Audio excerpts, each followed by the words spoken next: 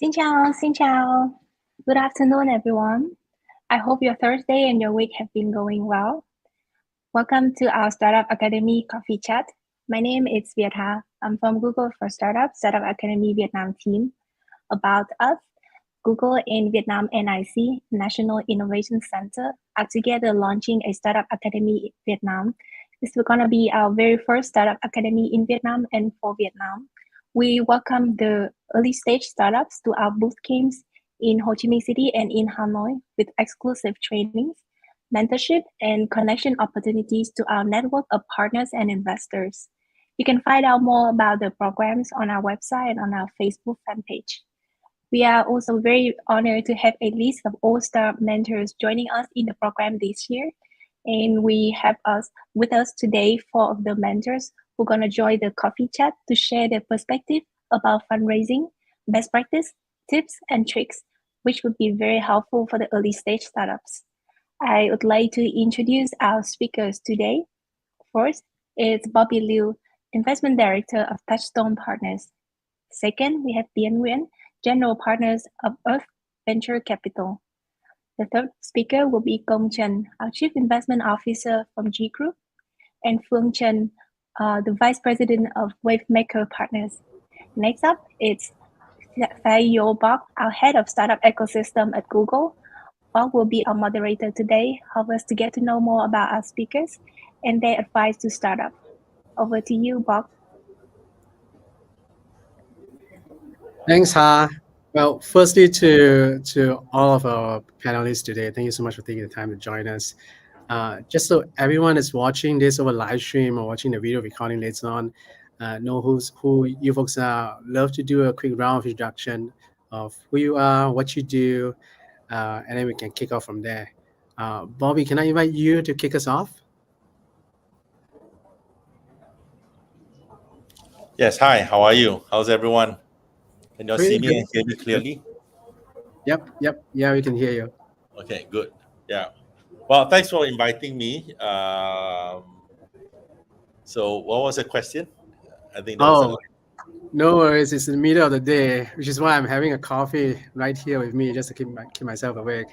I would love to kick us off with a quick round of introduction. So if you could tell us who you are, what you do, and then we can go around the table. Right. Okay. Right. So my name is Bobby Liu. I'm a director of EIR at Touchstone Partners. It's a C2A fund where we focus in what we call a Vietnam-focused fund. We just launched a fund a little over a year ago, last year.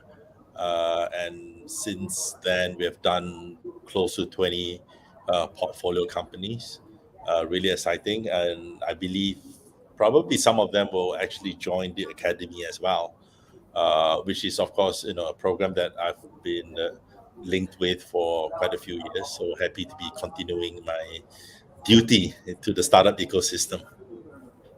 Yeah, and for those of you who tune in, Bobby and myself, we went way back. I think what was 6-7 years ago. I think, Bobby, when we first get to know each other, and you were mentoring in some of our startup programs in San Francisco. So really happy to have you back with us again.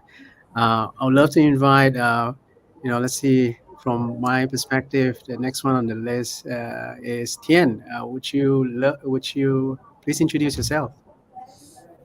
Thanks, Bob. My name is Ting. I used to manage fund in Ireland. My AUM up to now is 600 million euros, and we got backed by the Central Bank of Europe. And I just returned to Vietnam before the pandemic, doing 2 things. The first thing is Within, the investment platform, where we help startups to raise funds from VC and angel investor in the region.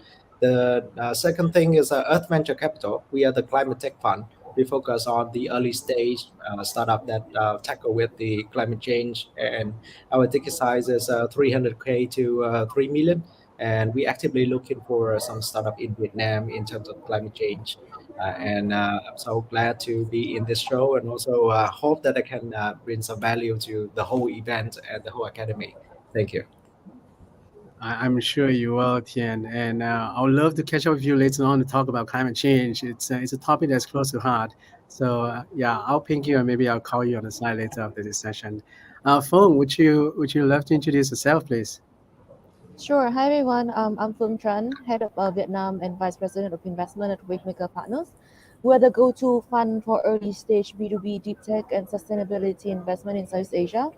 We have 10 years of investment experience in South Asia, making us one of the earliest fund in the region. We have $300 million dollar in AUM, and we have made 7 investment in Vietnam so far over the last 2 years. Even though I say we are B2B and deep tech focused in Vietnam, we're a bit more open-minded given the ecosystem and the country's flavor. Our ticket size on $500,000 to $2 million. So in the coming period, we look to make more investment and meet more founders. Thank you, Phong. And I think your perspective across the region, especially in Southeast Asia, will be very insightful to the audience that's tuning in.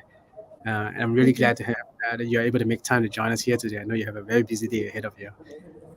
So, Chung, last but not least, please introduce yourself.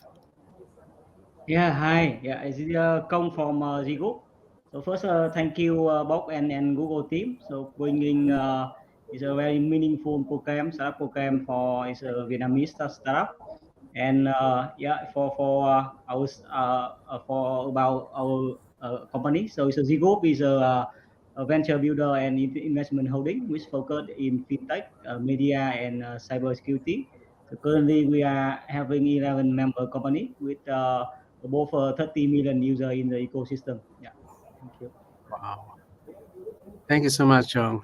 Well, to kick off, last but I actually forgot to introduce myself. So my name is Bok, and I manage Google Startup ecosystem building programs across Southeast Asia, South Asia, as well as Greater China region. So today's coffee chat is about Vietnam startup ecosystem.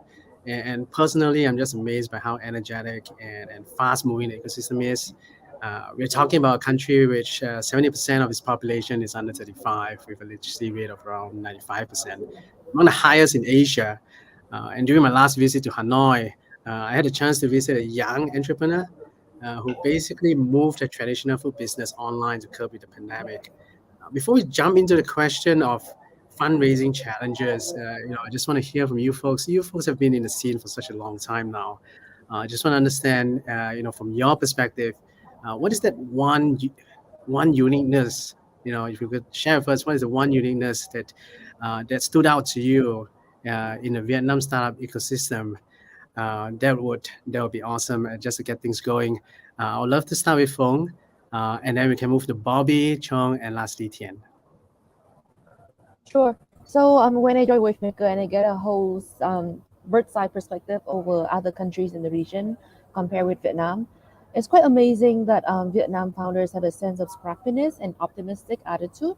So they get a lot done with very little resources because compared to countries like Singapore, Indonesia, Malaysia, who have much less government and conglomerate support. And people generally are very optimistic. They believe tomorrow will be a better day. And it's showing the entrepreneur mindset of the nation. So that's a great thing that we have going on for us. Thank you, Phong. And Chung, Bobby, would you want to share next? I think you're muted, Bobby.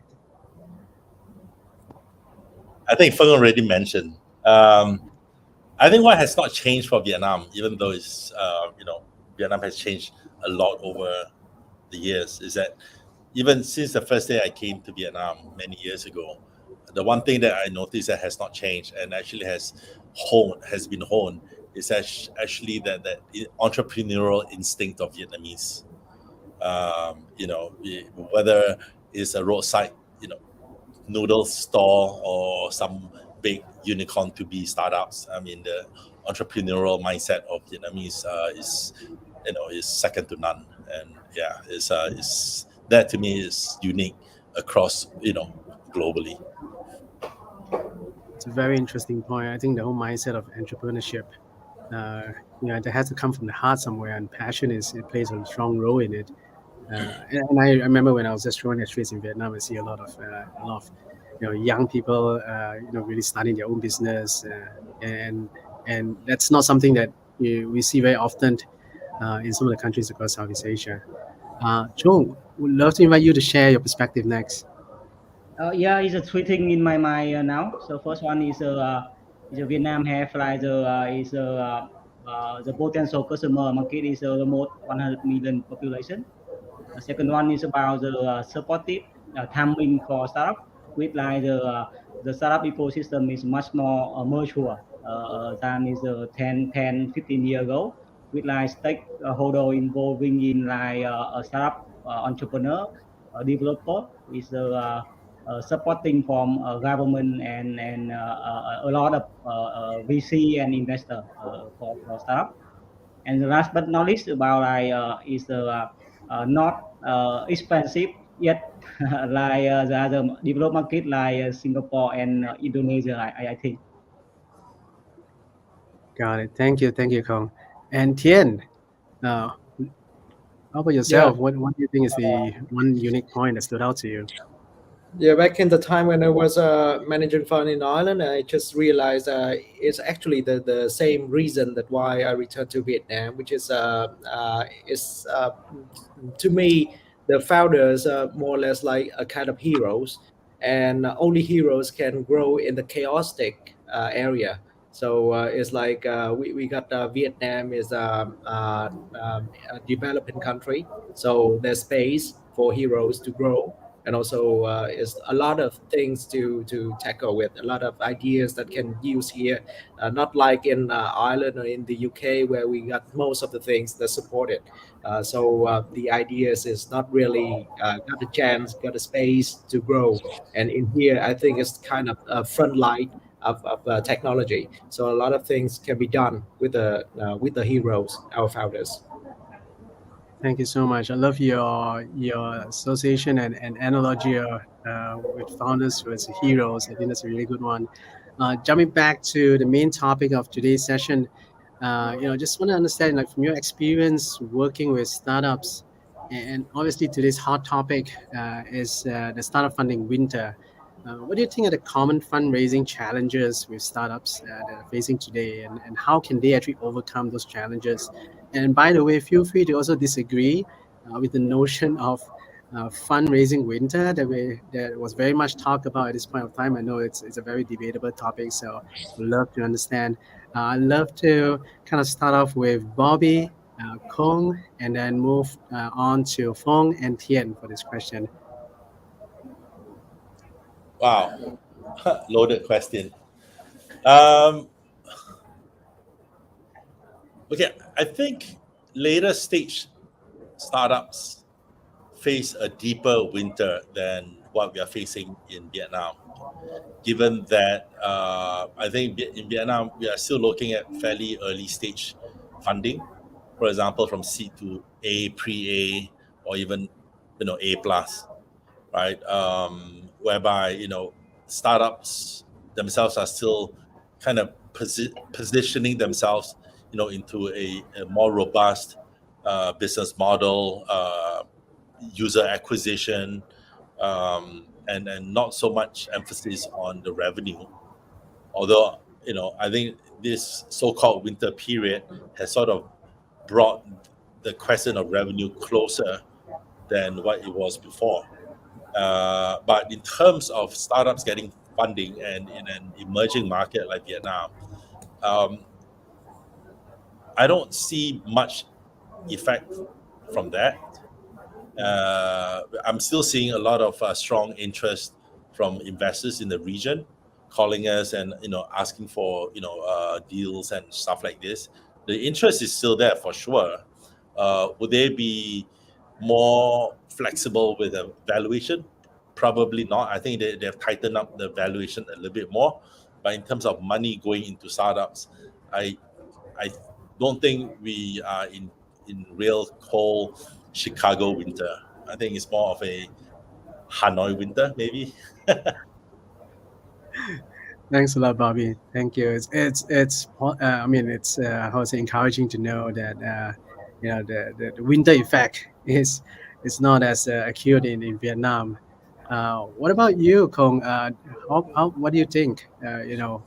What are common challenges the startups are facing, and how do they actually can overcome those challenges?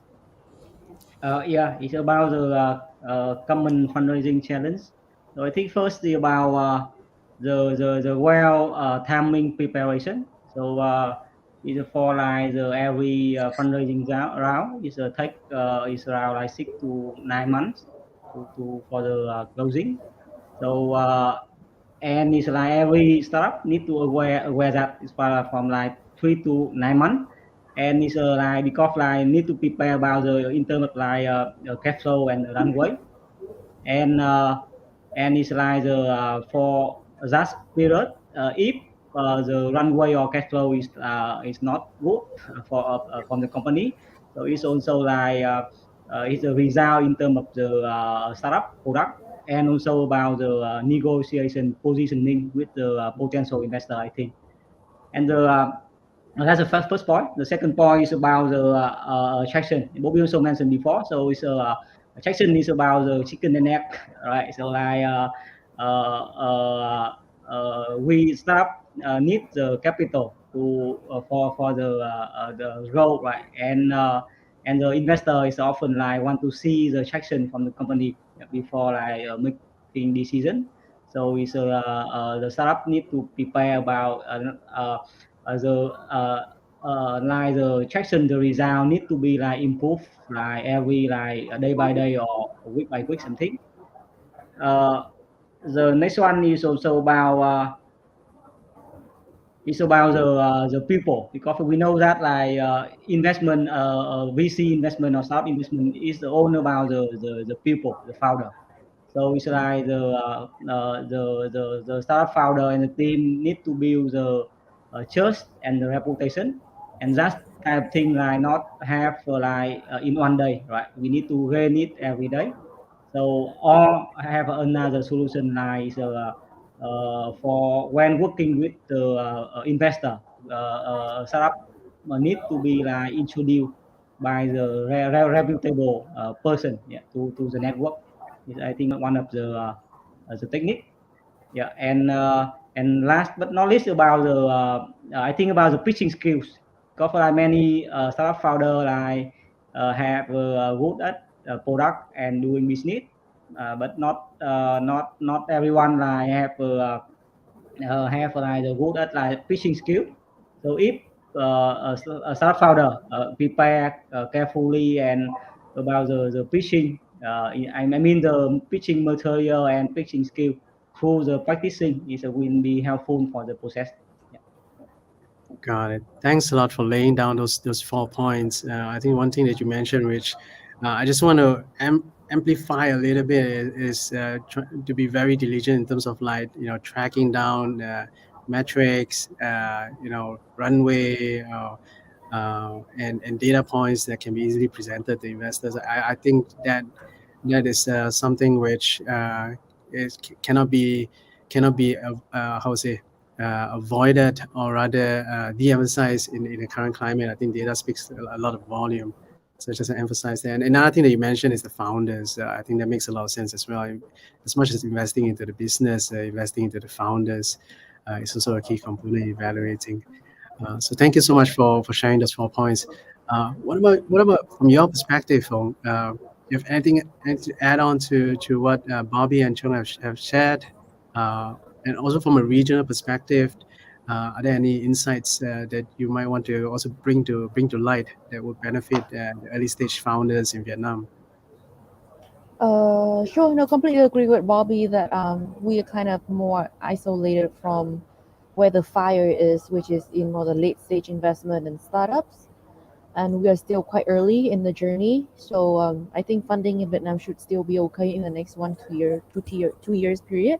Of course, there will still be some struggle for some founders to raise fund, and I kind of will break it down in two baskets. The first basket is kind of related to stage of the company or related to communication of the founder. And I think these things can be improved. Either the startup is too early that need more traction and time to prove out product market fit, or the founder does not pitch clearly and need more practice in getting his message across and present the story in a more compelling way to the investor to buy into the story and want to invest.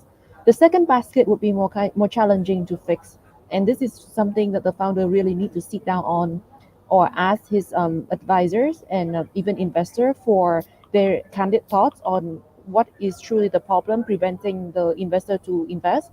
The second basket is structural. Either is a market size problem, is a market you are targeting too small, that would not lead to a big enough outcome for the investor to invest into your startup. And the second is it the unit economics? The investor just does not see any way for you to potentially make money. So these are the two common basket of problems that I see with startup, and you should really have clarity on which problem are you struggling with. But overall, I think it's very encouraging because when I started VC about 5 years ago, round were just like a few 100,000 each, and now it's like in the millions usually. We also see more later stage investors making investment into Vietnam. We see Jungle very active here. Go Venture made the first investment recently. They are leading rounds that are nearing 10 and $15 million in ticket size. So we are progressing in the grander scheme of things, and we're doing well. Thank you for sharing, Phil. I just want to double click on what you mentioned, in terms of like market size and things like that. Do you see, certain verticals, facing this kind of challenges more acutely compared to other verticals in the current climate? Is it for me? Yeah, yep. Oh yeah, so I think in the last 5 to 8 years, we've seen B2C companies get all the love because of the scale and all kind of the super app potential, but they were also bleeding money with a very unclear path to profitability. So in the next coming period, I imagine we see more love for B2B startup that are more relatable to the Vietnam context, like agriculture. I think we'll see more sustainability focused startup like Anh Tien is saying as well. So yeah, I think B2B, agri-tech, deeper tech like climate tech will see more attention from investors versus just B2C like e-commerce, fintech, ride hailing like before. Got it. Thank you so much. That's really insightful exchange. And lastly, Tian, would love to understand your perspective on this question.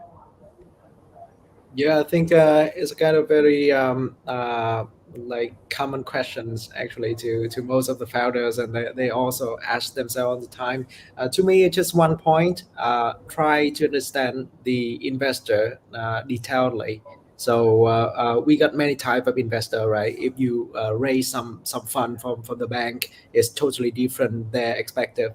And also like for us, the VC fund is very useful for the founders to understand how the fund going. Like for us, we got the management fee, we got the carry, and we expect that our IRR every year can be 25 or 35%. So if the startup understand what we expect and what is our limited partners expect from us, it's easier for them to plan for our fund. So there's many ways of VC. If you raise from the pure like VC fund, it's totally different approach. If you raise from the CVC, corporate VC, it's maybe more strategic. Or an angel investor is maybe really different. So understand about the VC is really critical skill. And at least you need to raise fund like every 18 months. So it's like survival skill for the founders, I believe. So highly recommend them to do that. About the winter, I think we need for a plan for a longer runway. It can be 2 years. Before it can be 18 months, but now I think it's 2 years.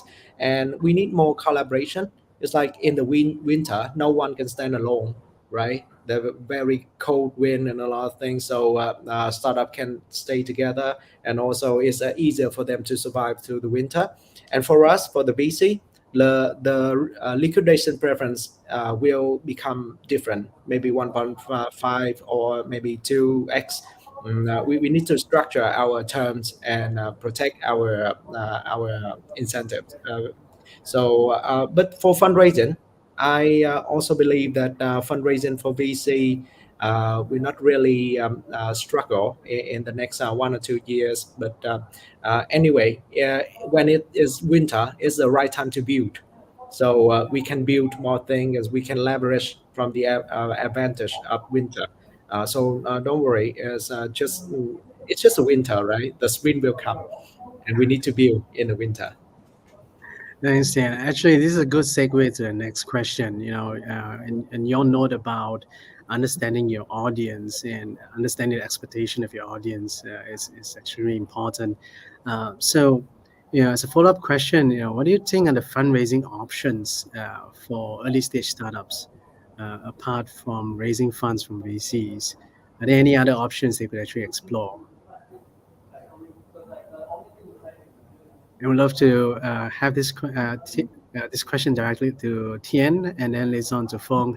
And I'm just checking in the best interest of time, Bobby and Kong, if you have anything to add on, if you do so. But we'd love to start off with Tien and then after that with Fong.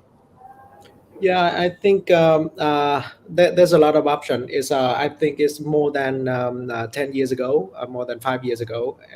Now the option can be, if it's really early stage, the angels, right? Before we just have individual angel. Now we got angel syndicate. So they syndicate together, they can invest together, a group of angel. The third one can be the venture builder, like a venture studio. They can jump in as a very early stage. The idea stage have you so much, but anyway, the price for that is higher than the VC. And we can come to normal VC.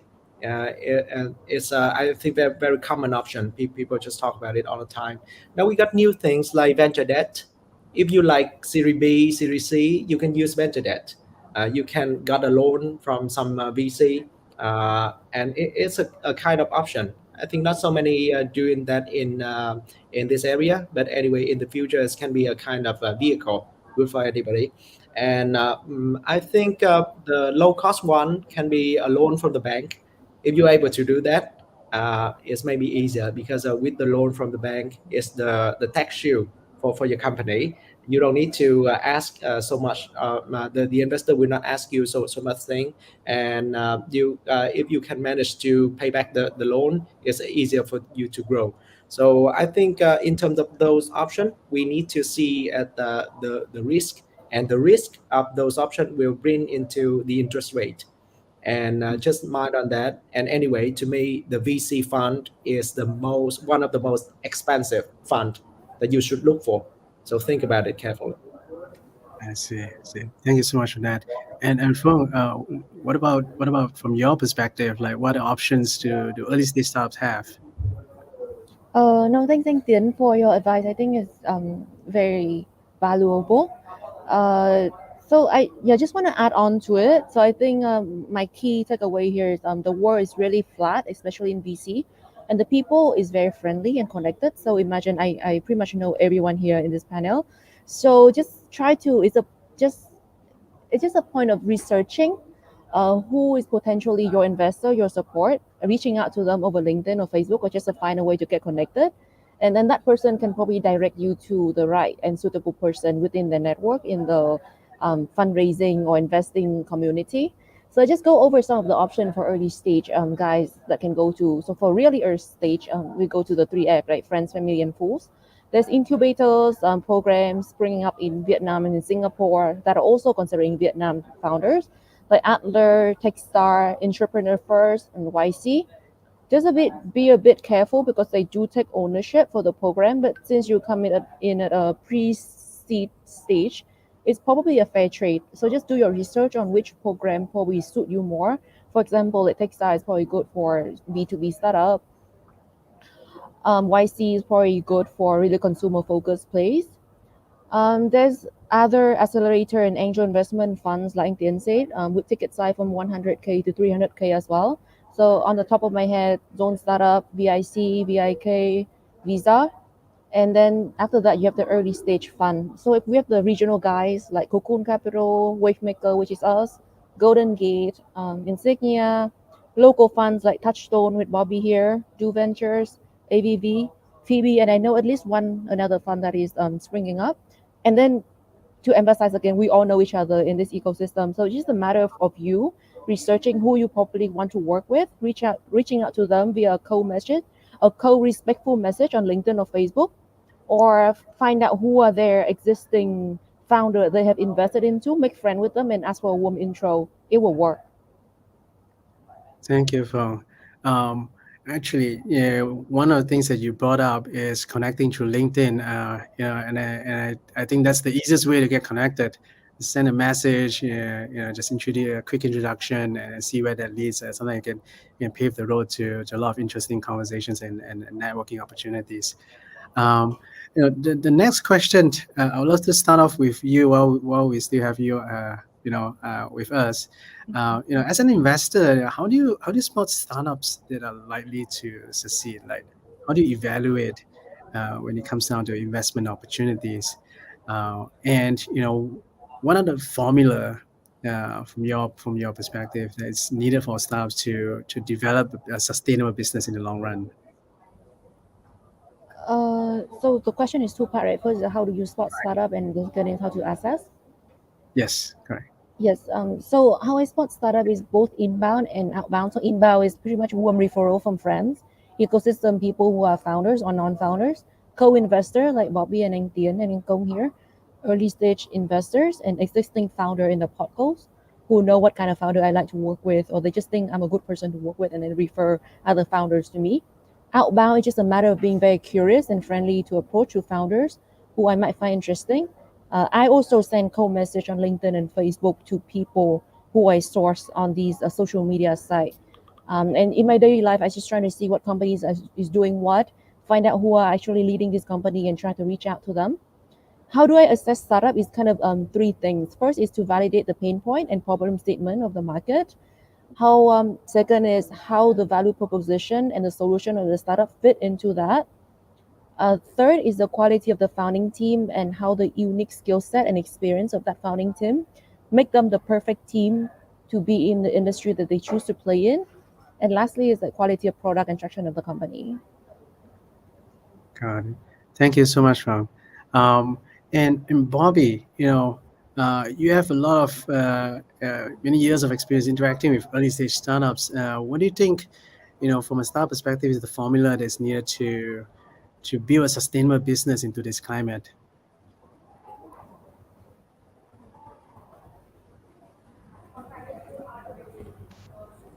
Can you hear me clear? Yeah.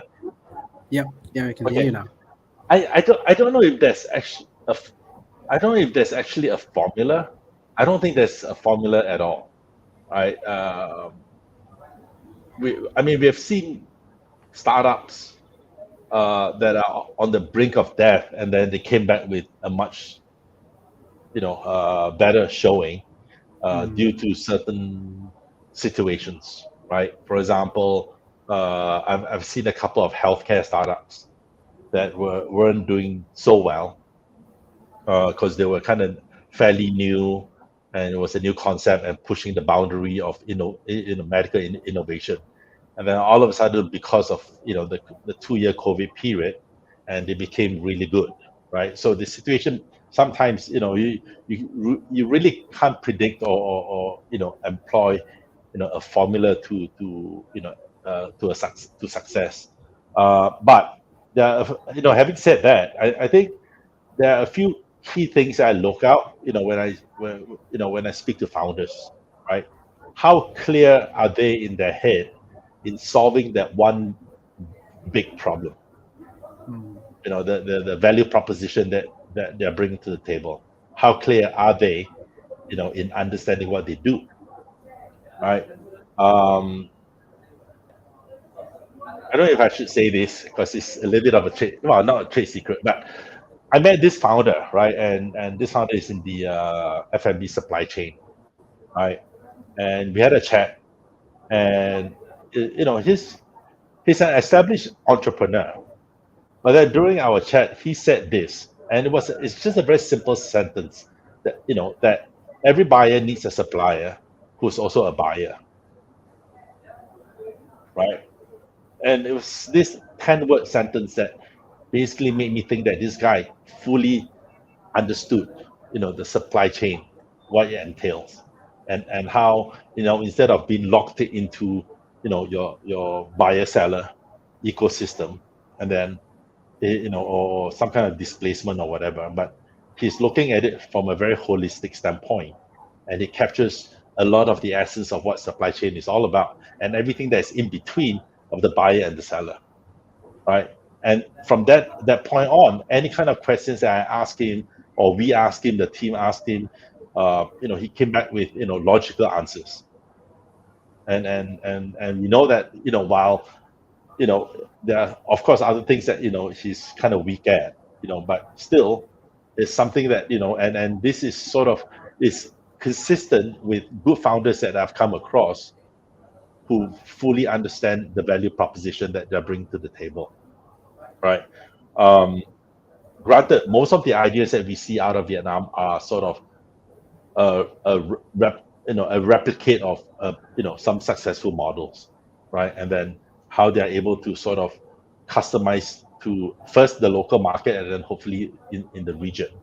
But I think if you're not clear in your head the kind of value proposition, and then you add on different layers to basically sort of buff up your idea.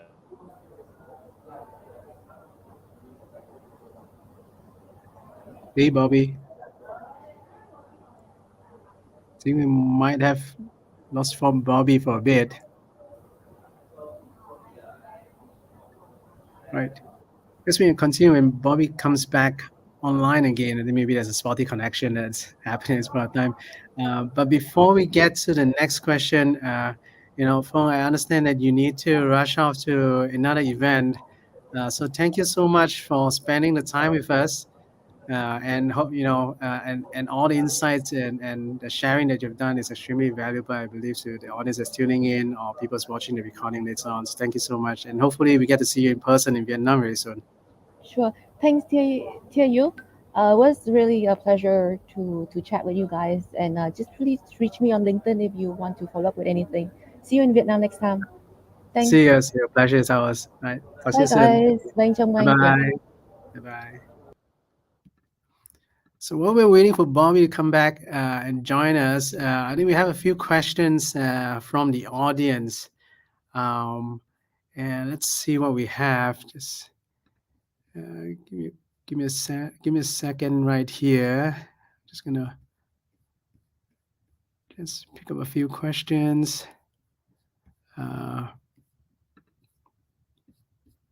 And oh, that's a lot of questions. Let me see.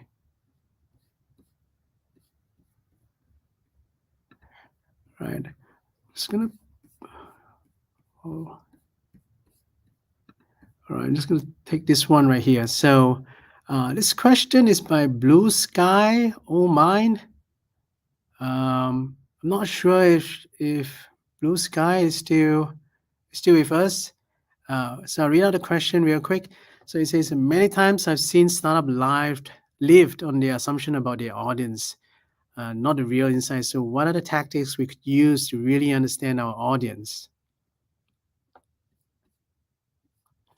And Tien, would you like to take this one? Yeah, sure.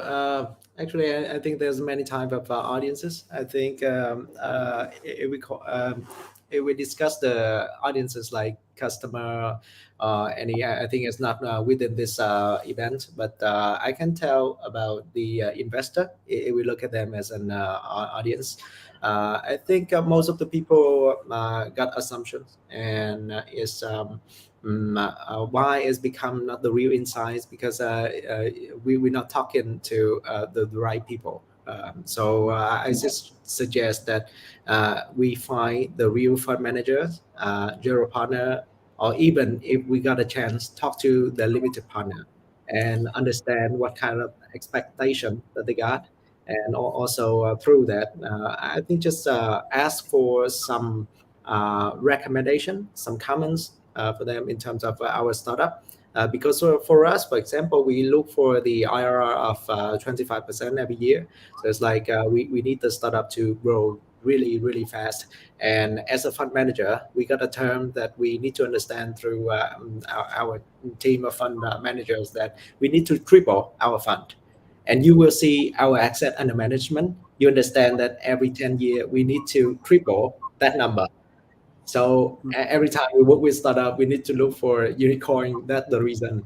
And also, I think spend time to talk with some people, which is the audience, and also I think spend more time to bring the assumption into the real insight, and just talk to them. Just talk to them. And I think the one key thing is that understanding the VC is the survival skill.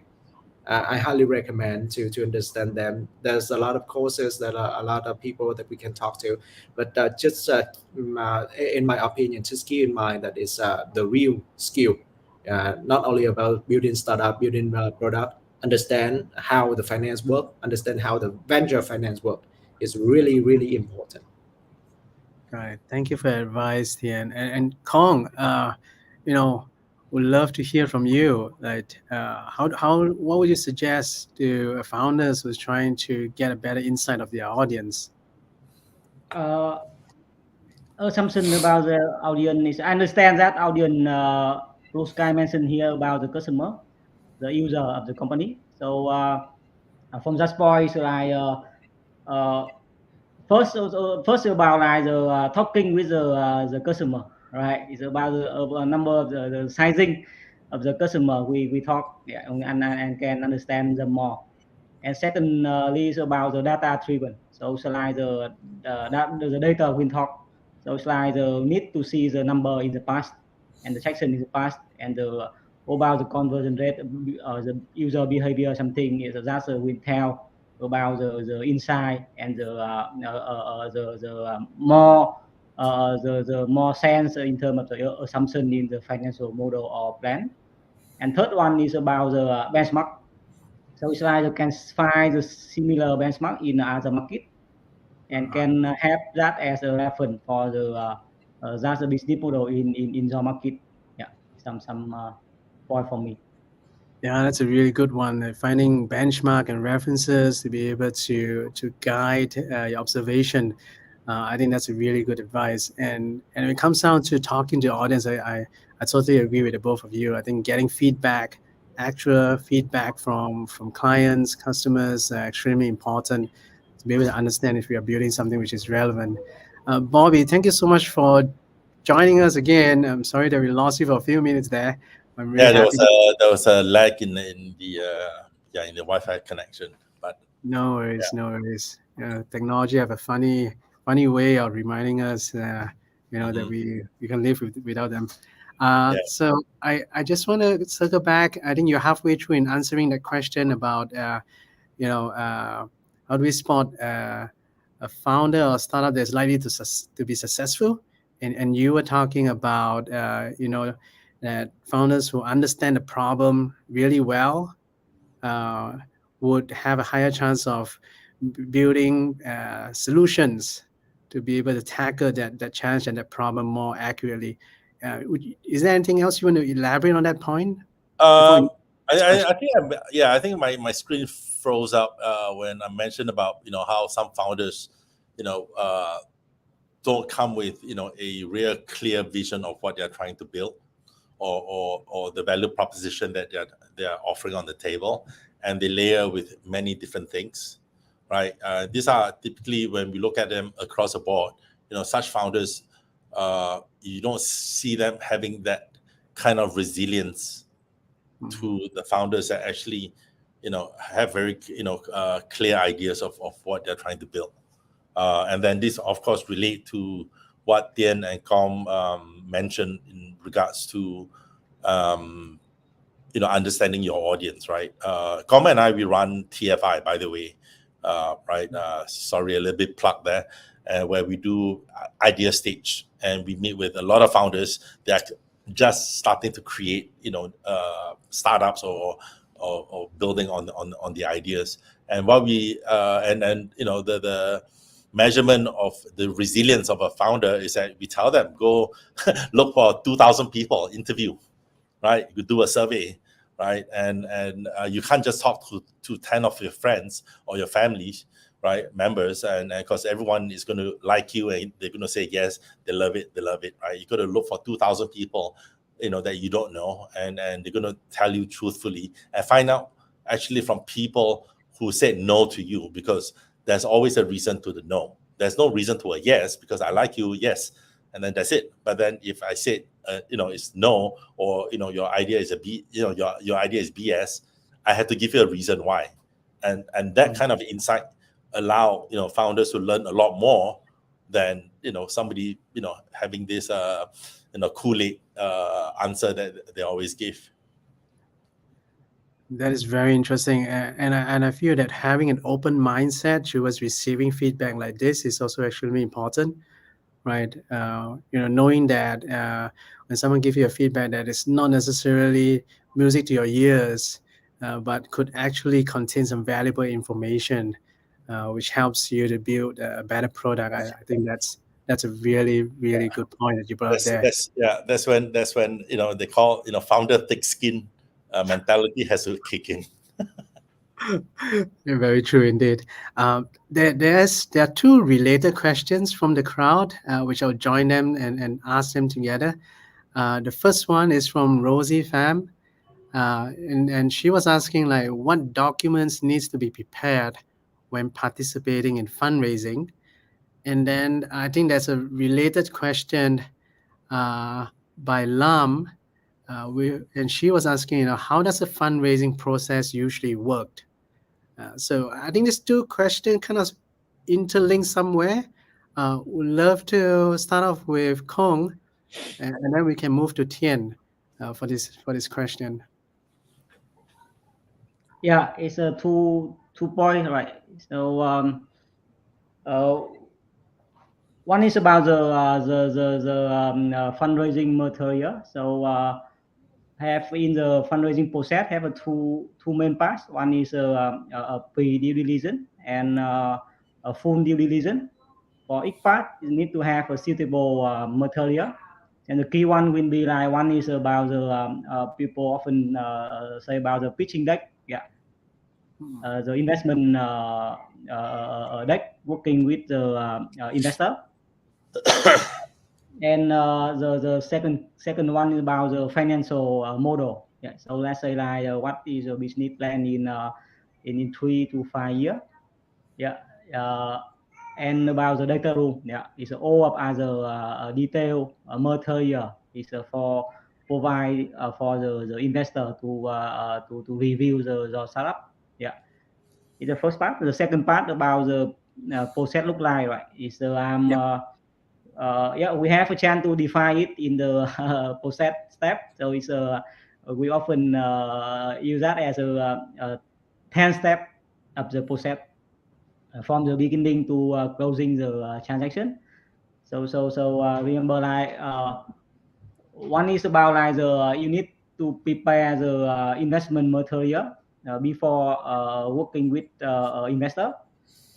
About the investment deck, about the data room, about the investor potential investor lead. Yeah. So the next one about like you need to reach out the list of the investor and follow the process. Let's say like the sales process, like how is you reach out to like several dozen investor, and it's only like several of them is interested in the company, and it's some is like very seriously with the funding round, and offering the term sheet and closing. Yeah.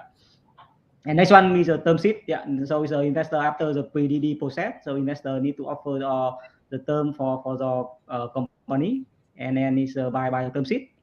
And then it's after that is will have like the full due diligence. Yes, for in terms of like the financial, in terms of legal, commercial, technology. Yeah, is to check detail on the company. And the next one will be the definitive agreement, like the shareholder agreement, share subscription agreement. And then it's a the company need to prepare the CP, the condition precedent. Yeah, for transaction, and then is a closing process of the disbursement funding. Yeah, so we call it in the 10 step of the process. It's a very detailed outline. Thank you so much. I'm just wondering, do you have these steps listed down on your website somewhere? Like can Rosie or Lam be able to, revisit what you just said. It's a very detailed answer, and I think it's worth to be able to circulate these 10 steps even after this session. Is this No way, available? man. Com is the master of fundraising. He's my Sifu, all in his head. Thank you, thank you. Why do we do this, Kong? I would love to work with you to kind of, lay out the 10 steps and find a way to be able to share that even after this session. Sure. Yeah, win share with it's also with her. Yeah, so with her can share again with the one interested in. Sounds good. Moving on to the other question, I think this is definitely a question for you, Tian. And it touched on sustainability. Luang was asking, what's your view, and hopefully I pronounced your name correctly, I apologize if I didn't. What's your view on pursuing sustainability for Vietnamese startups at the early stage? Is that an added value or added burden on funding / scalability? Yeah, I must say that most of the thing that we do now is try to look for wealth, right? Even for startup, we try to pursue the values and also try to create prosperity. Even the VC, we also do that. But what is the meaning of wealth, of prosperity, if we do not have a sustainable planet to live on, right? So our money is just there, but we cannot use anything. We just rely on fossil fuel too much. So I must say that in terms of sustainability, there's a trend, and it's a very urgent trend in terms of the VC investor. So we see the rise of our VC world that focus on ESG, focus on the value of sustainability. So and nowadays when we raise fund from the LP, everybody asks about that. Everybody asks about what is the value of the fund in terms of sustainability.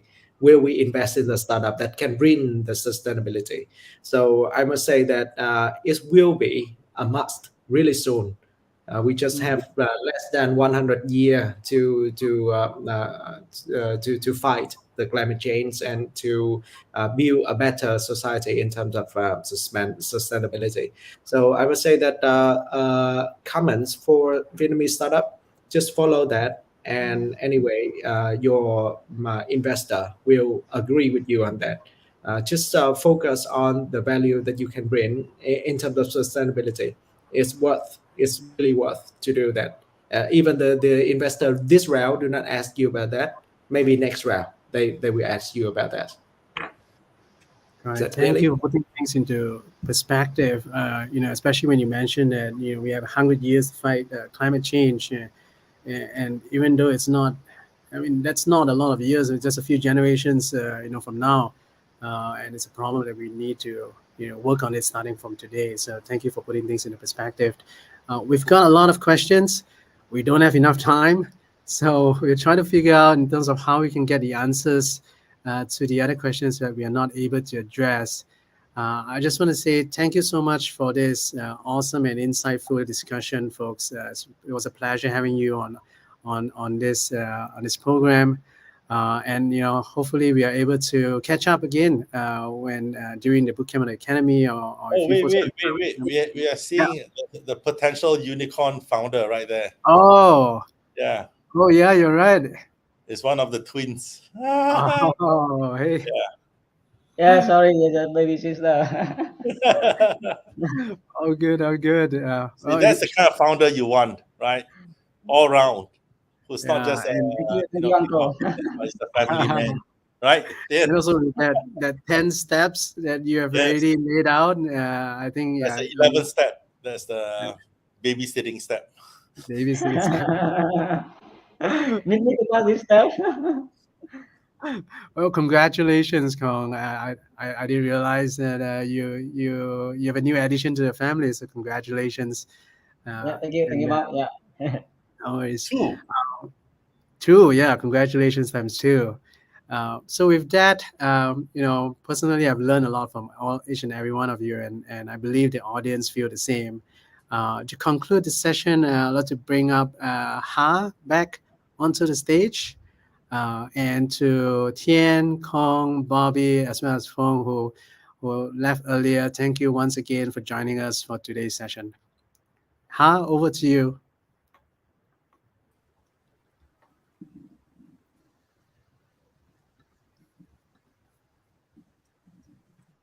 Hello, I'm back. Thank you guys. Thank you all the speakers and all the audience for tuning in for the session and for your amazing sharing with us. During the session, we have received a lot of questions on the live with us for fundraising, and also we received questions about our program as well. And I want to take a few minutes here to answer this question. Some of the question I can answer myself, but some of the question I would love to have your help with it, Bob. Sure So thing. I Definitely. think let's start with the first question. The question is that can startup receive Google Cloud credits without being VC backed? This is not asked only once. It's asked by some of the startup already, and I have talked to the cloud team, and having been funded by VC used to be one of the requirements for startup to receive the credits, but it's no longer the case.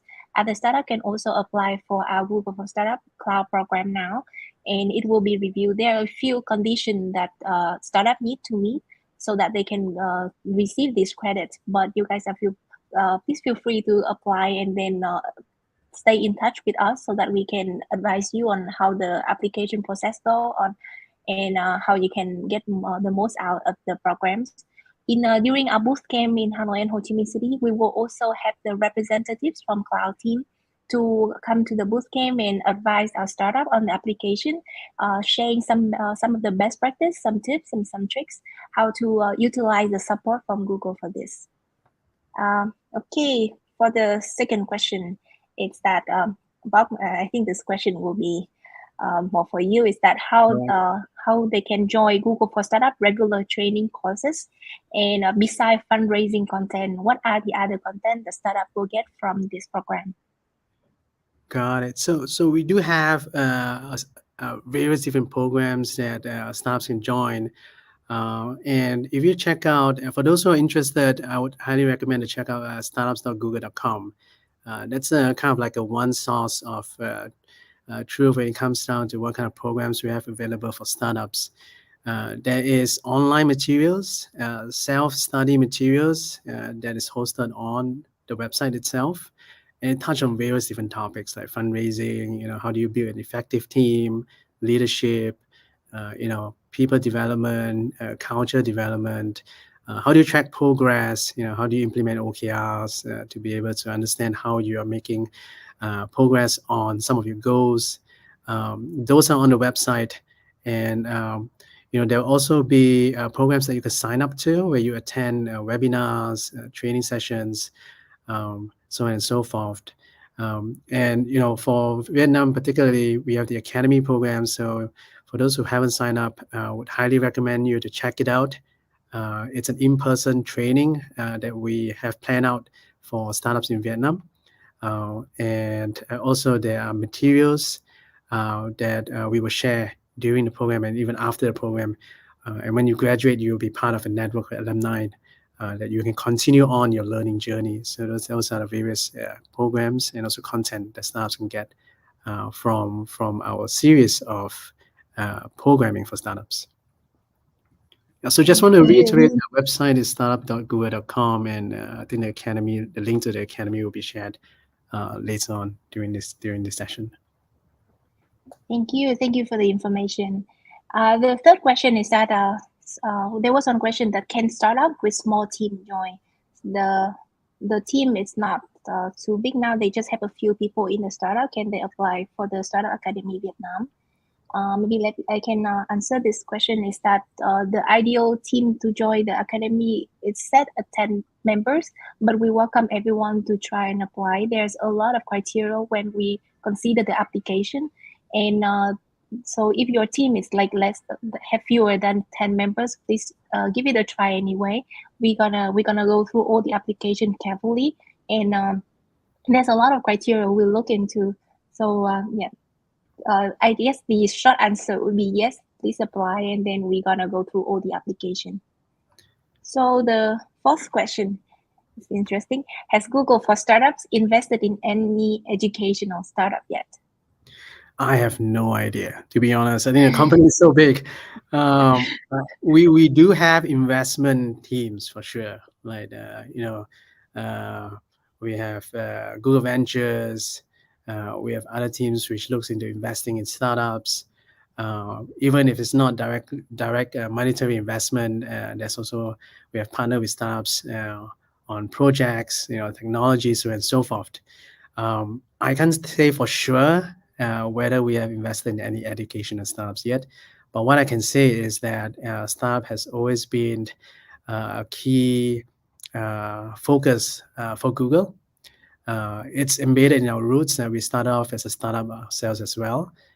So very often we look at opportunities that we can partner and work with startups. This might be in the form of investment. This might be in the form of partnerships, or this might be in the form of building that relationship, or even passing on, our expertise, our experiences, or even our resources, making that available to the startups through our programs so that they would be able to benefit from it. So those are kind of a few, I would say, it's few form of investment that we are actively doing even to this date around the world in helping startups or even working together with startups from around the world. Yeah. Thank you. Well, I think that's pretty much what we can put in with the time frame. Thank you very much, everyone, for joining the session. We have received many questions. We wish that we could address all of them on the stream, but the time doesn't allow that. Me and the team will surely look at all the questions, and we will try to get the answer from the speakers on all of this and get back to you either through your email or on our social channels. So thank you very much for joining us today, Bob, and want to give a huge thanks to the speakers as well. I hope to see you in the bootcamp in Hanoi and Ho Chi Minh City very soon in person. And to all the audience, yes, and to all the audience, please don't forget that we're also having the Startup Academy Vietnam coming up. The application period is still on. Don't forget to apply before August 12th. The application form can be a bit long, but it will help us to understand you very well before you join the bootcamp, so we can help you with our best preparation. So yeah, thank you very much, and I hope you guys all have a very wonderful evening. Thank you, Han. Thank you for everyone who tuned in. All right. See you all folks soon. See you. Bye. Bye.